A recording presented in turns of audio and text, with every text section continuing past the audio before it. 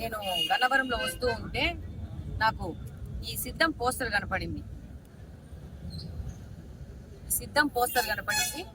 ఇది నేను అక్కడ కార్ నిలిపి ఈ సిద్ధం పోస్టర్ ఫోటో తీసుకొని సి విజిల్ యాప్ లో వేద్దామని చెప్పేసి ఫోటో తీస్తుంటే అది దాని పక్కన వంశీ గారి ఆఫీస్ ఉందంట.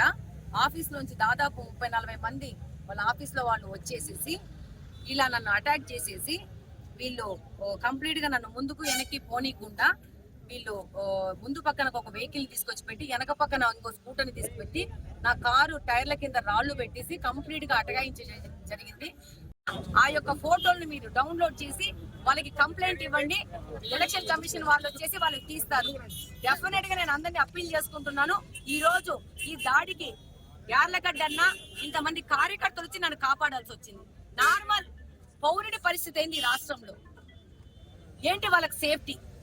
ఈ రోజు 60 మంది మూకుమ్మడిగా ఒక మెయిన్ రోడ్ లో 5 గంటల ప్రాంతంలో సాయంత్రం వచ్చి అటాక్ చేస్తున్నారంటే మహిళలని చూడకుండా మళ్ళీ వాళ్ళకి వత్తాసు పోలీస్ డిపార్ట్మెంట్ వాళ్ళు వచ్చి వాళ్ళు నా మీద కంప్లైంట్ పెట్టారంట. ఎందుకంటే నేను ట్రాఫిక్ జామ్ చేస్తున్నానని. నన్ను పోనీయకుండా వెనక పక్కన ఒక వెహికల్ ముందు పక్కన ఒక వెహికల్ నా టైర్ల కింద రాళ్లు పెట్టి ఆపేసేసి వాళ్ళు నన్ను అటకాయించి నా మీద దాడి చేయడానికి వస్తుంటే వాళ్ళకి ఆ రాళ్లు కనపట్లేదు పోలీస్ డిపార్ట్మెంట్ కి. ఉల్టా నన్ను ట్రాఫిక్ అంతరాయం కలగజేస్తున్నారు కాబట్టి వీళ్ళు పోలీస్ స్టేషన్ రావాలని చెప్తున్నాను. నేను 100 కూడా డైల్ చేయడం జరిగింది. దాని సాక్ష్యాలు నా కంప్లైంట్ డీటెయిల్స్ కూడా కంట్రోల్ రూమ్ లో ఉంటాయి. నేను ప్రశ్నిస్తున్నాను, ఎలక్షన్ కమిషన్ ఏం చేస్తా ఉంది? వన్ సైడెడ్ ఒత్తాసు పడుతున్న పోలీసుల మీద మీ యొక్క యాక్షన్ ఏంటి?